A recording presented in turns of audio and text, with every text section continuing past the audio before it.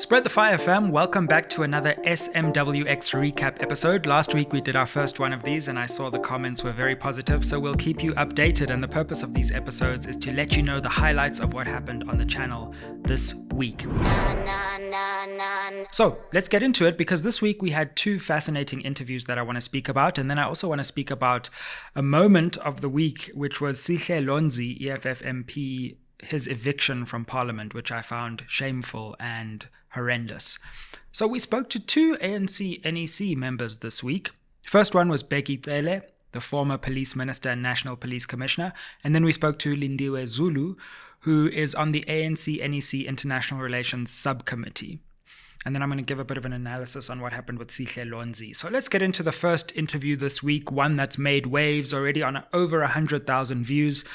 General Bheki Cele himself. And what was so interesting about this interview is that he took us in behind the scenes of the arrest of former President Jacob Zuma.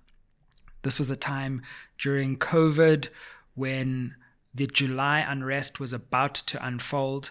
Many people were very angry about Zuma's arrest. The Concourt had sentenced him to prison without a trial for contempt of court for not attending the Zondo Commission proceedings, and Bheki Cele was police minister at this time, and he told us about how he tried to mediate with Zuma around the arrest. Take a look at this fascinating clip.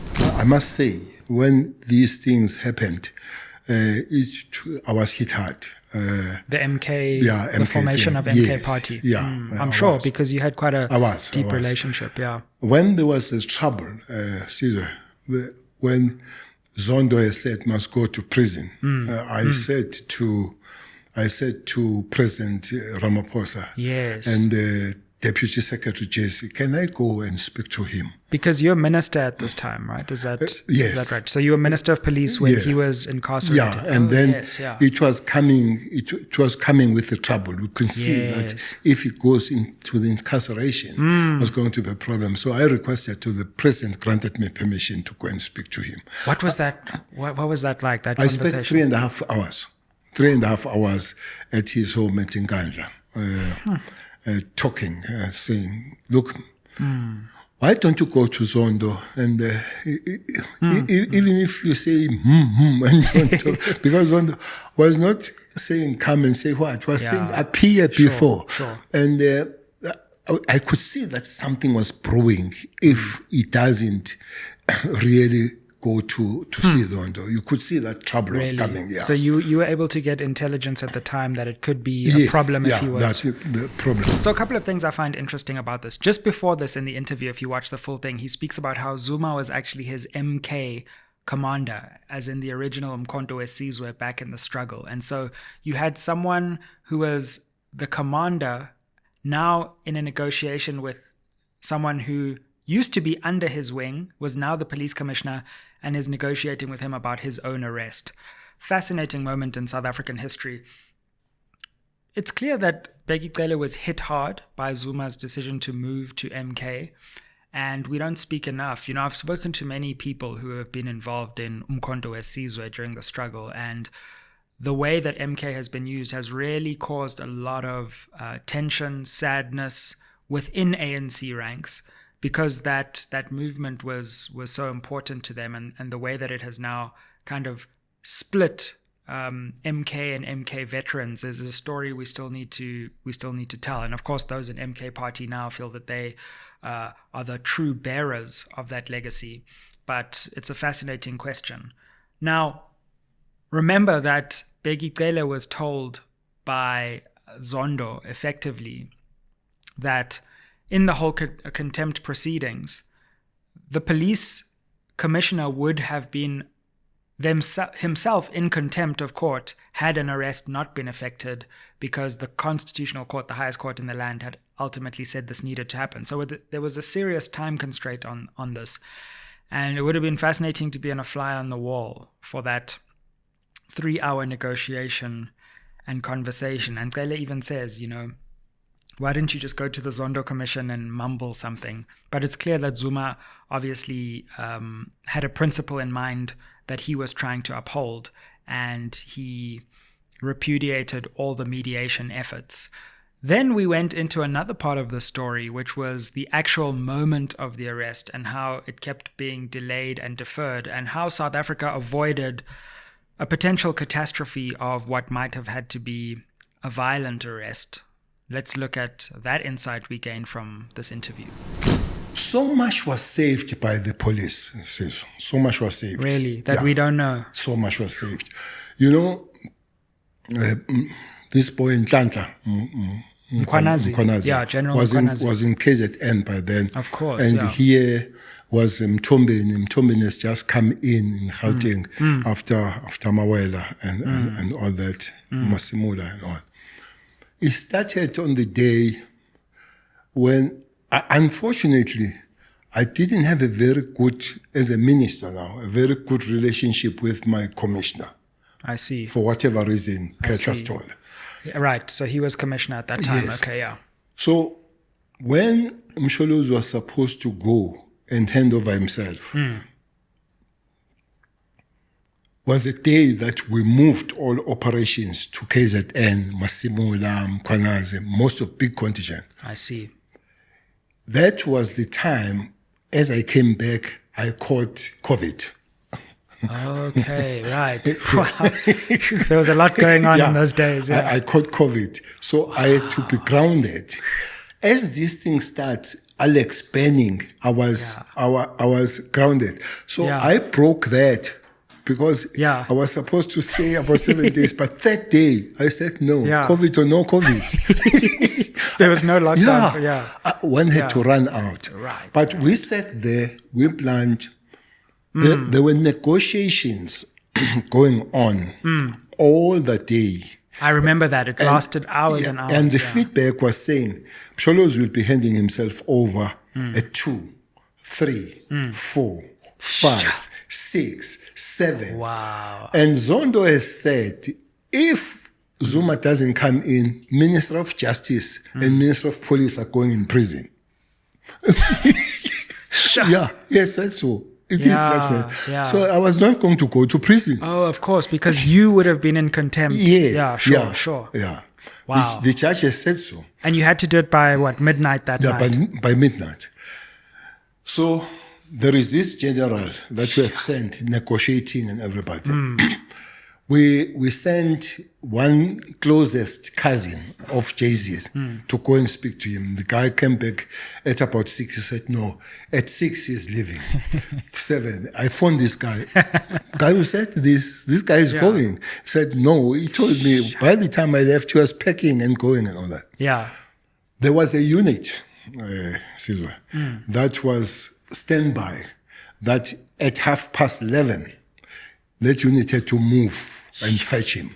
Actually go in. Yeah. That was going to be the most painful moment to do it that way rather than him. Imagine. They're going. So the Ntantla, at about 9, we began to say, can you get ready? Can you get ready and all that? Fortunately, at about between 9, 10, 11, we were told that he's in the cars, they're driving, could see them hung. Said, God is great. Absolutely. I think the country was saved that I don't pray every day. But yeah. So, General Cele was in conversation with General Mkhwanazi. He actually spoke a lot in the interview about Nhlanhla Mkhwanazi, provincial commissioner, someone who seems to be doing a good job in tough times with crime in South Africa. And then we also heard this fascinating story of the Minister of Police was supposed to be there on the ground, but then he was actually down with COVID, but he ended up deciding to break regulations anyway because this was so important, and he was getting intelligence that if Zuma was arrested, there would be some kind of rebellion that could spiral out of control, which it actually did in many ways. And then we saw at least the initial sparks of the July unrest. In my view, the July unrest became a spontaneous thing after those sparks had been lit and started moving into and metastasizing into different places and becoming uncontrollable. But clearly one of the sparks was the Zuma arrest, and then what happened in KZN started spreading between the corridor between KZN and Gauteng. But really interesting that there was already some intelligence, according to General Cele, that might happen, and it in fact did unfold. And then, I mean, I suppose we will probably never know, but when he says that the country was saved from something even bigger, I guess, who knows where the July unrest could have led. You know, it was almost a moment where it seemed as if some kind of rebellion or uprising combined with just chaos and looting could actually take over the entire country. And many people have predicted, because of just the sheer level of inequality in South Africa, that there would one day be some kind of chaotic, unled revolution. Some people thought it had actually happened at that moment, but it was ultimately contained. And we haven't seen a return to anything like what we saw in July 2021. Those were just some days, man. Those were some days. COVID, there was a July unrest. Things were going crazy, man. There were also just a lot of funny moments in this interview. Look out for the moment when Cele speaks about the funny, if you can imagine, moments of the July unrest. But I want to give you this because people often think this channel is serious. I can tell you, behind the scenes, all we pretty much do in the studio is just laugh the whole time. It's just one big joke. But we also have a lot of jokes on camera that I know those of you who watch loyally will see. But for me, the General Cele interview was one of the funniest interviews we've had on SMWX. I was chuckling throughout, but look at this for humor, right? I asked him about his experiences on Robben Island, the jail where many political prisoners, including Nelson Mandela, spent years and decades.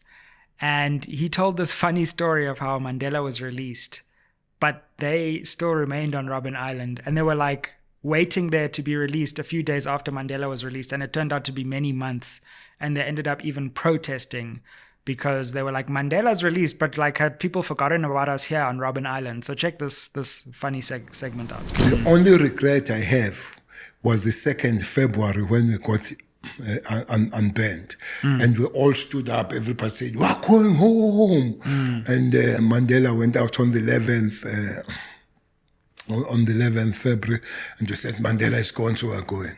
Hey, Puji, this is February, March, April, May, June, July. Like, where's this freedom? And Mandela, where are you?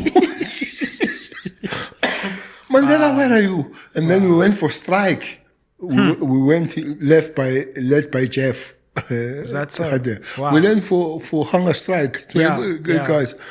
And Pius Langa and Bulelani Nguga, they came to prison and said, Tambo told you to stop this nonsense. We told by Tambo to stop, and we stopped nonsense.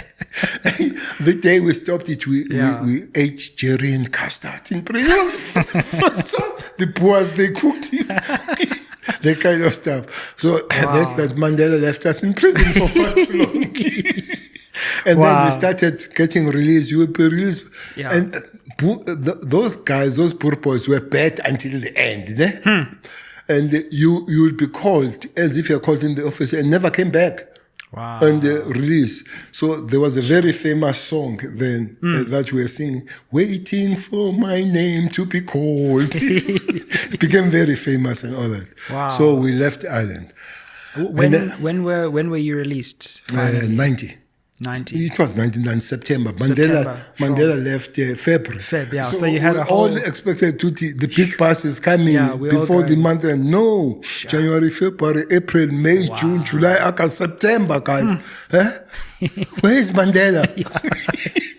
We see him on TV going the rally. Exactly. But guy, we're here, man. So that was General Cele on Robben Island. We'll wrap it up there and then move on to Lindiwe Zulu. Interestingly, it just so happened that we had two ANC NEC members. Lindiwe Zulu has done a lot of work in the international relations space, especially within the ANC. So I started off the interview with her asking about the famous 49 refugees, the ones who have fled. Some of you are wrong, man. You say it's not the Great Trek, it's the Great Futsek. That's just wrong. How can you say that about these noble refugees fleeing persecution? But I asked Lindiwe Zulu what she thought about it. Have a look. Try our best to maintain relations with the United States of America, but without losing ourselves. without losing our principle, without losing our face. We fought for this country. Yeah. No one delivered it on the platter for us. Americans didn't do that for us, even though we know there are many Americans who supported us in the liberation struggle. It's important for us to have that discussion going on. We feel, as the African National Congress, we're not going to break our relationship because it's way deeper than that. It's the economy, especially the economy, even though I personally feel we can nest the economy to a particular point. And quite frankly, I think there are other places where we can go looking for the opportunities because right from 1994, I personally feel the focus was too much Western than it was. We were students of Russia, and the relationship between us and Russia was not pushed as much as I think it should have been pushed at the time.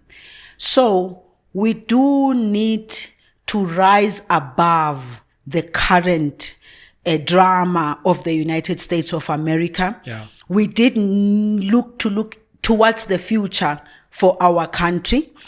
And those that are going, as I say, we can only wish them well. But for some of us, it will be painful to see them coming back. Absolutely. They mustn't come back, actually. They must just stay there where they are. Because if you look at the reasons why they left, Sizwe, crime is a problem in South Africa for everybody. Even if you can have your tall walls and whatever, crime is a problem for everybody. So true. The economy of the country, whether it's growing or not growing, it can't be an issue for government alone. It should be an issue for each and every one of us as citizens. Of every race. How as do well. we contribute collectively to bringing this country? Now, for those who feel they had and now they don't have, and now me and you, because we can sit here, something that they never thought we could do, and now we have not stopped nobody. Quite frankly, in my view, a lot of companies that already were like 50 years, 100 years, 200 years ahead, they became even 200 years faster because the environment was conducive for them. The banks were conducive for them. The borrowing, they had all the means that we did not have.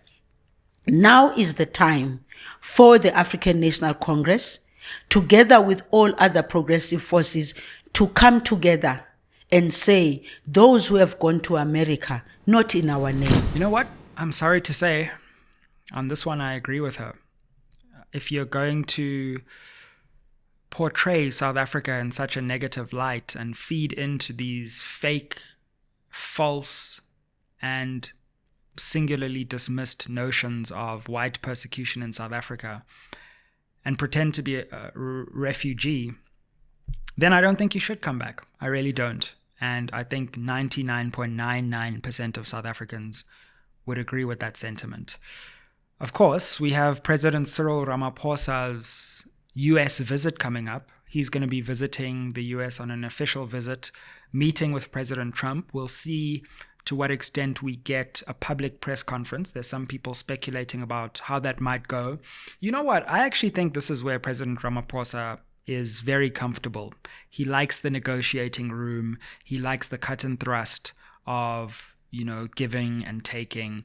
And I'm actually pretty confident about even if there is some kind of attempt to publicly embarrass President Ramaphosa, I think he's quite adept in these moments. I've criticized him in other ways because of how the economy is going and the ANC's failure to govern, but I think he won't be out of his depth in the White House by any means, and he'll be a match for President Trump, certainly in negotiations.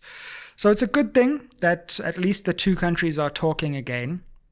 It obviously comes as this cloud of doubt has been raised by this refugee program.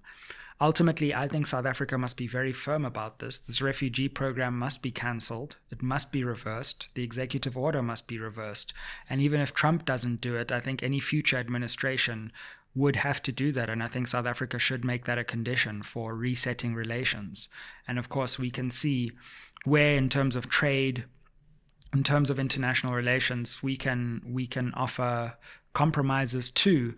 Those compromises, of course, should not come at the expense of South Africa's domestic policy, because we're a sovereign country, and we fought very long and very hard to be a democracy where the people of South Africa determine South Africa's policies and not minorities within South Africa, let alone countries outside of our borders. So that, I think, is something that the South African population would back President Ramaphosa on being very firm on.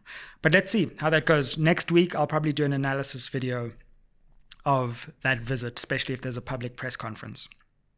Okay, so let's have one last look at what Lindiwe Zulu said, because she had an interesting thing to say about the GNU. Take a look. What's going on inside the ANC? Because we keep hearing that there are rebellions and the parliamentary caucus is not happy. And also, I don't know what would be happening on the ground, but I'm sure some of the branches also have to be convinced of this question. And, you know, the view that I have been persuaded by is this GNU is not going to, or the DA-ANC part of the GNU won't fall apart because the DA wants to walk, because for some reason the DA will stay no matter what happens. No, they won't walk. But the ANC itself might decide this is not going the way we wanted it to. So are you concerned there might be an internal rebellion in the party against this? I wouldn't call it a rebellion as such. I would call it a discussion that ends up with many comrades not being happy about what's on the table. It would be a discussion where some comrades would say, but how far can you go when you are being undermined, when you are being reduced at that level, when you are consistently being taken to court, when you can see actually that you are in a government of national unity, but this partner's role is simple. We're going to break you until you have no percentage. Now, the issue is, it will not be a rebellion. It will be comrades who are realistic about what they have seen pre the budget period to now. Because even now, we don't know what's going to happen. Yes, the issue of the VAT is an issue, but we're still asking ourselves the question, that hole of billions that sit there in government, where is that money going to come from? Absolutely. I was a minister of social development, and I look at it and I'm like, you're not going to take the 370 rands away from the people. Because as long as the economy has not reached a stage where people are employed, I'm not saying that 350 is the main, no. When a time comes when people are able to get jobs, when people are able to start their own businesses, when people are able to do things to make a livelihood for themselves. No, you can't. I don't think one will want 350, will want 370. But right now, you saw the figures of the employment figures. The needle is moving too little. Many of young black graduates, not graduates, ordinary workers are sitting at home because they don't have a job. Now you have a budget, you go there and you present it. You're gonna tell the elderly you are not increasing their grant when the cost of food is going up. You then tell the ones who are getting the 370 rands now, and then you say no, they're not gonna get it. What you expect them to do at this point in time? So we could have another dispute over where this money should be spent. Absolutely, you're gonna have that dispute. So keep an eye out next week, because Minister Godongwana, Finance Minister, is going to be tabling the third budget.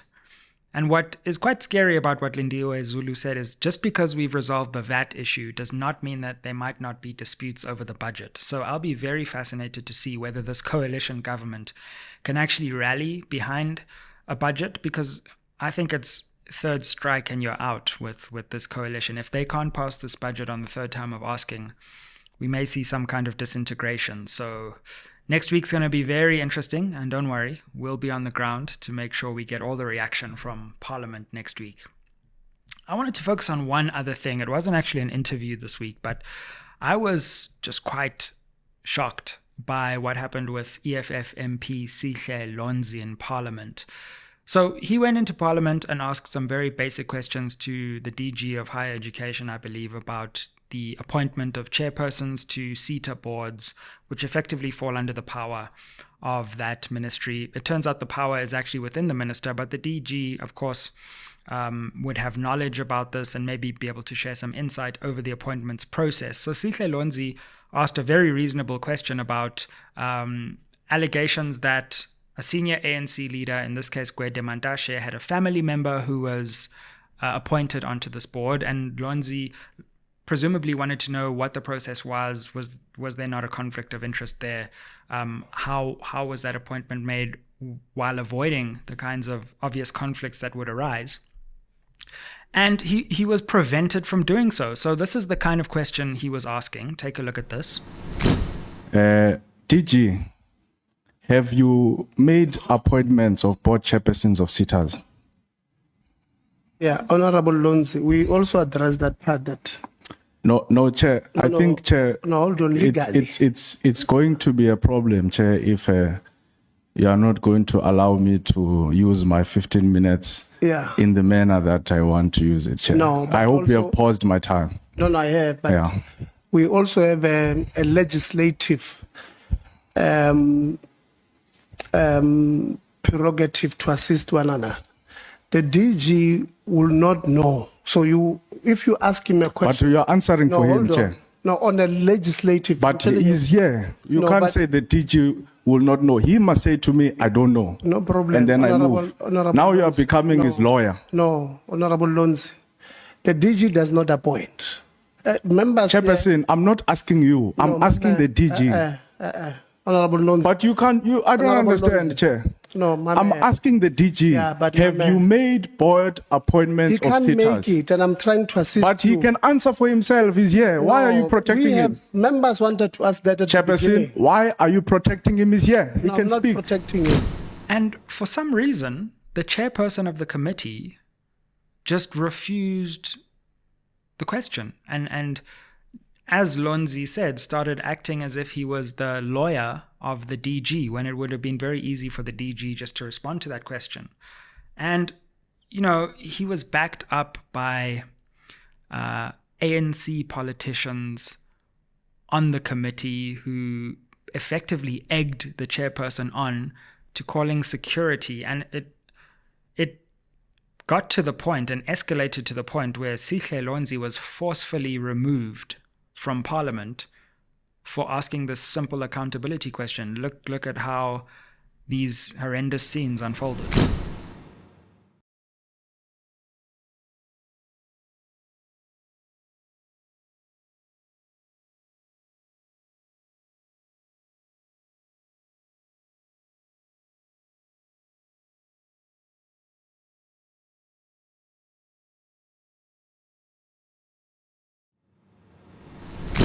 So, another shameful moment for the ANC in Parliament. I think the committee chairperson, Mr. Tebogo Letsie, should hang his head in shame. This is not what public accountability looks like. This is not what committee chairpersons, who are no longer party political representatives in Parliament, they are there to ensure that the people get answers from the executive, and he did the exact opposite. He prevented an accountability question. And the whole idea was that the committee had somehow come to an agreement beforehand that they wouldn't ask this question, and Sihle Lonzi came late, and so what? There's no rule in Parliament where a committee gets to caucus and then divert a question, and if an MP comes late, an elected representative of the people comes late and wants to ask a legitimate question, they can't ask it. So even this notion that committees agree not to ask hard questions to public representatives in the executive is laughable. And this comes after a long history of courts having to tell the ANC how to behave in Parliament. And I really thought that once they lost their majority, you wouldn't see these kind of bullying tactics in Parliament anymore. But clearly, the bullying tactics are still there. And I really think the public needs to speak out. I mean, pressure should be brought to bear on this committee chairperson, in my view. Maybe a resignation is called for. I think we need to get serious about having parliamentarians who understand their role, and particularly the use of force. You know, I almost feel like we need some kind of new sanction in Parliament, because it's all too easy for parties who maybe have a majority to just send in security guards to silence dissent that comes from minority parties. But that's a fundamentally anti-democratic thing. And, you know, outside the walls of Parliament, if you incite someone to harm another person, you know, you can be in for some serious accountability yourself. And maybe we need to think about, you know, when you wrongfully incite harm inside Parliament, which we've seen many times. You know, before people would say, oh, the EFF was boisterous and the EFF, brought it on themselves, which I always thought was wrong in the first place. But here, Sihle Lonzi was being perfectly reasonable, perfectly calm, and simply insisting that he had an accountability question to ask. And still, the ANC chairperson, other ANC MPs really just lost it and brought force in. And I think that's trampling on the Constitution in a very particular way. So I'd like to see serious sanctions being meted out to those who think that Parliament is the plaything of security guards and personnel. So I think big ups to Sihle Lonzi for standing his ground on that one. Okay, it's been an interesting week. Next week is set to be even more interesting. Let me know if you're enjoying these recap episodes. Keep it locked on SMWX. Our next milestone is 250,000 subscribers. Many of you I know watch, and you maybe have forgotten to press the subscribe button. Let's keep pressing it, because that helps us to grow, get better guests, do more episodes and interviews for you so that we can continue to inform and educate this digital audience. It's always a pleasure to be with you. Hope you have a great weekend, and keep it locked on SMWX. Aye.